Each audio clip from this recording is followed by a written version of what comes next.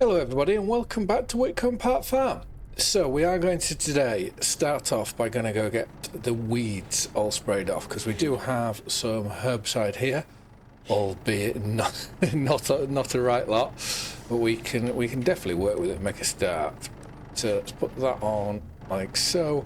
I don't think we need the front tank on for what we're doing. The only thing that possibly why we should have had it on is, I imagine, when we're going to the dealership to go get some more herbicide, purely because if we have a look here, we have 47 that need spraying, 46, and 97. It's a really awkward amount, you know, how little there is actually there.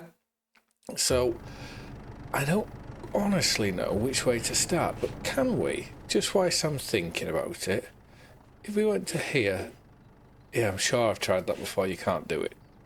So let's go to, let's get 2,000 litres of fertiliser, because we are going to need that as well, because we do have two fields definitely to spray, which, let's just have a quick look here. So we want to be precision farming, and there, so yeah, we've got 98 to spray and 97.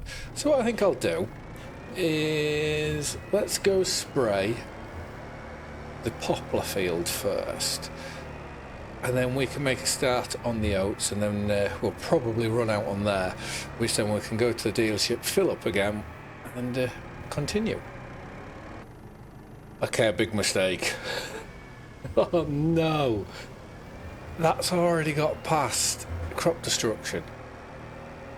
So we're going to have to go change our tyres, which I don't actually own any other different tyres. So this is now going to be a cost to us as well. I'm sure when we played on Oak Bridge, I'm sure there was no crop destruction when we did that.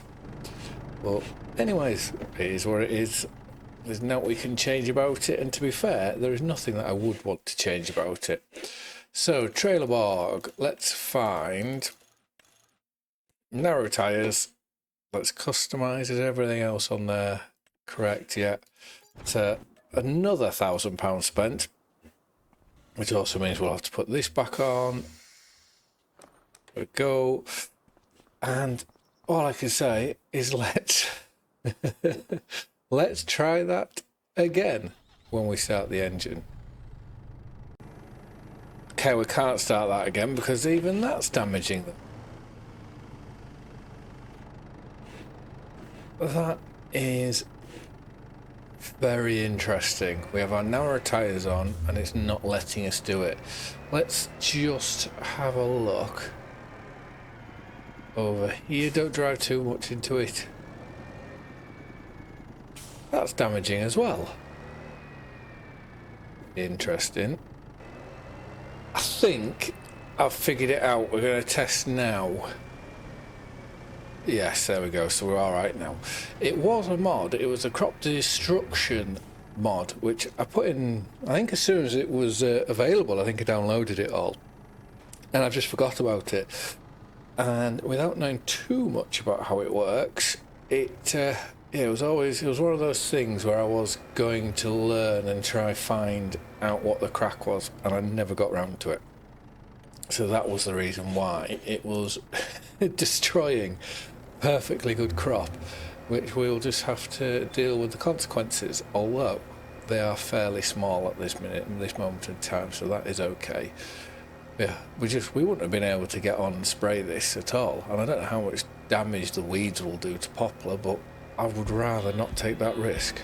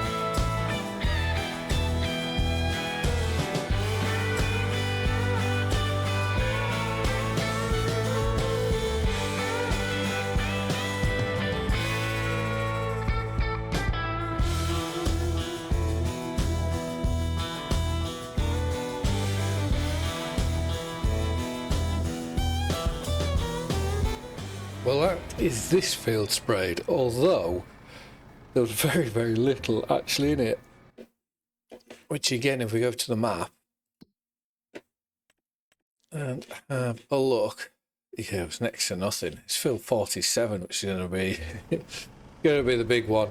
So we'll get that sprayed, and then what I think I'll do is we should be able to fit the rest into my tank and bring it back up, you know, from the dealership. It's that, or what I may do after we're done spraying, of course, is go down with the trailer, because we have our lime, we've got some solid fertilizer down there, and we've got the herbicide down there. I may just bring the trailer down and gather it all up and bring it all back, because there's no point it being there, and it just means that if we are going to go do any more contracts or the like, we're going to have to go down back anyways. So that to me makes a lot of sense.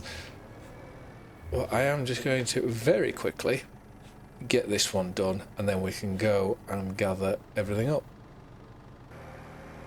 Something I am interested in, which I haven't checked just yet, is our slurry situation, because we should be 13,308 in there, and then this one just over 5,000 litres. So ideally we could look at, I'm just looking here first, nothing.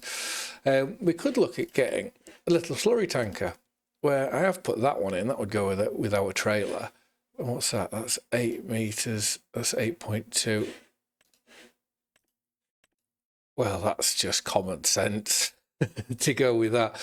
8 meters, is that cubed? Most likely. 11 meter spread. You get a 15 meter spread with 0.2 capacity more for double the price. And it's 9 miles an hour. That's 9 miles an hour.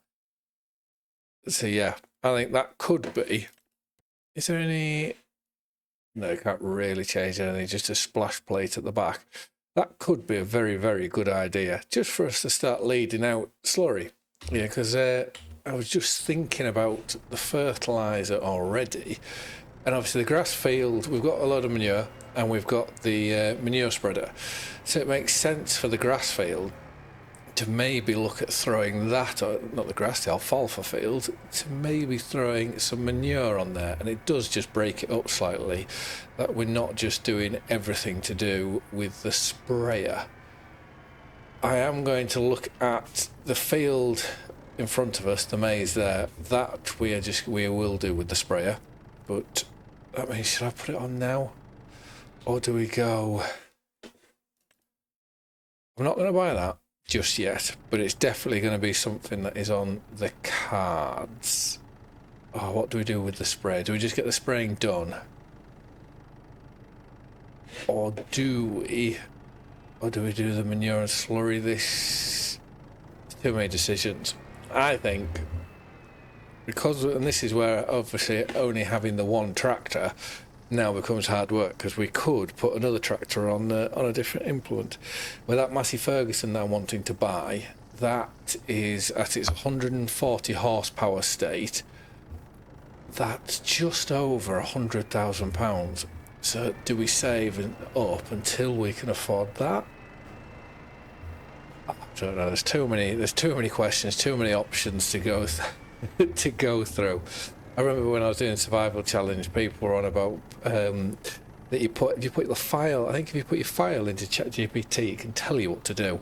I may have to do that, and then it'll make me a bit more decisive, but also at the same time it'll make me a lot less human.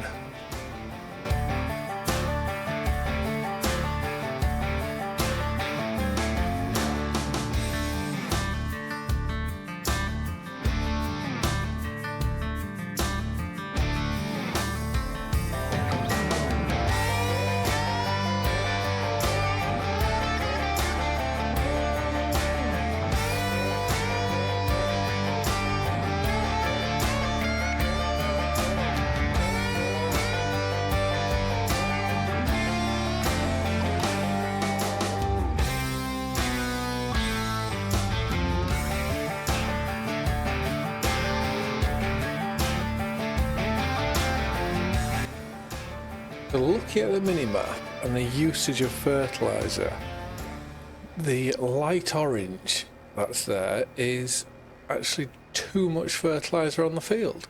So we didn't actually have to do that. Let's just hop out very quickly. And yeah, nitrogen perfect, pH perfect, so that's perfect. And alfalfa, how many? So it's growth stage 3 of 7.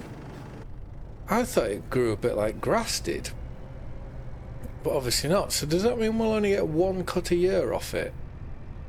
If that's the case, we'll be reseeding again, because that'll be no good for us. But let's go dump this liquid fertiliser back into the tank here, because there is nothing else that needs doing fertiliser wise for the time being. So let's dump that into there. We then, I think I can get away with leaving this outside, because I believe it's tractors that will wear and tear leaving outside, or well, not just tractors, just any cars or implements, anything with an engine, let's say. Yeah, I believe these wear and tear with the ADS mod. So let's get that off, like so, that off. We now want to go get our trailer. Obviously the Manitou at the dealership, that can load everything all up. I believe I left the fertiliser still on the tines, so we'll get that back, and then we'll have to find somewhere to store it back here. And I think we will buy, if that Marshall trailer, not trailer, the Marshall slurry tanker, if that comes up in the sale, we'll get it bought, because that's just, it's very, very cheap, and it will match the trailer, which is quite nice. We'll also match the tractor. Oh, no, put that back on, and we now need pipes, which they look fairly stretched. And we'll make our way down to the dealership and have a bit of a tidy up now.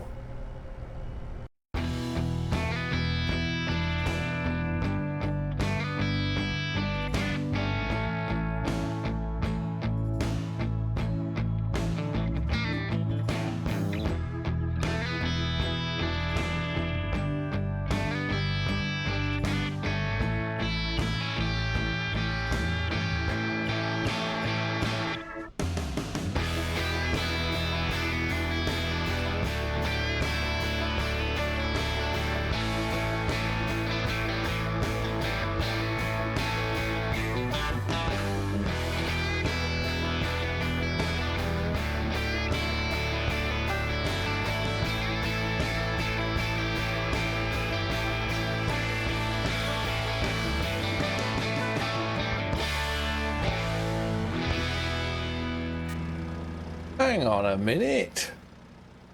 I haven't opened this door yet. You always know if I've opened a door.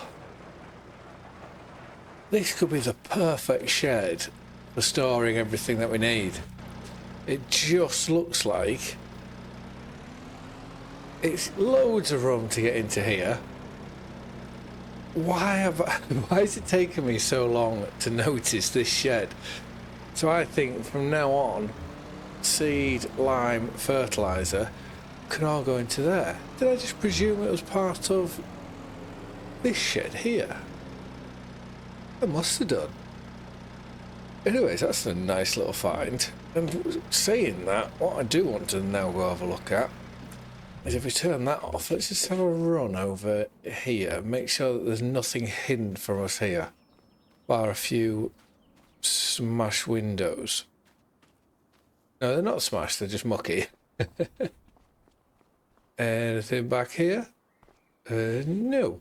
We also do have this shed over here that we could possibly store stuff in, but it seems a bit backwards to me. Why would you not have the doors over there instead of coming in and then you've got the roof there to contend with and all these upright beams? But it's plenty big enough for something, that is for sure. But I think I'm going to leave this episode here for now, because we've got a fair bit done. We'll move on another month off camera, and then we can have a look to see what else there is to do. We are going to have to start looking at doing a few contracts just to keep money coming in, because I do think we need to try buy that Massey as soon as possible, and just fingers crossed it comes up in the sale, because that would be very, very beneficial to towards us. Well, I just want to say thank you very much for watching. I hope you've all liked and enjoyed the video, and I will see you again in the next one. Bye for now.